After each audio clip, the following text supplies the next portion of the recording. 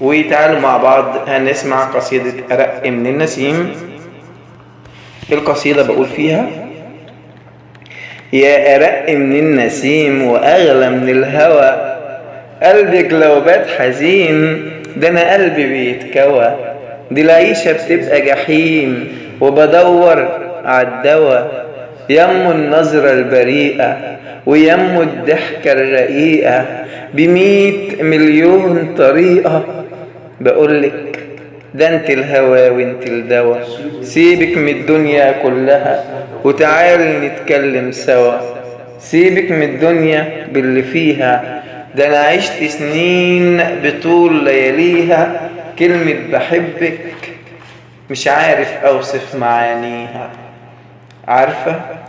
رغم ما عدى العمر وفات وبعد ما تعب القلب اهات، عايز اقولك من سكات والله حبي ليكي خلاني اصنع معجزات، لان جوايا ليكي حاجات مش عارف اوصف معانيها،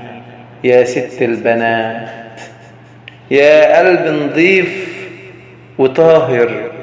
ما يعرفش المظاهر، عيشي بقلبك عيشي بقلبك ما تخافيش، ده كلام الناس ما يسويش، قلبي وقلبك يعيش في عذاب وعتاب، إحساس كذاب مبني على غدر الصحاب، يا أجمل ذكرياتي وأرق حاجة في حياتي، تملي وأنا وياكي عارف إحساس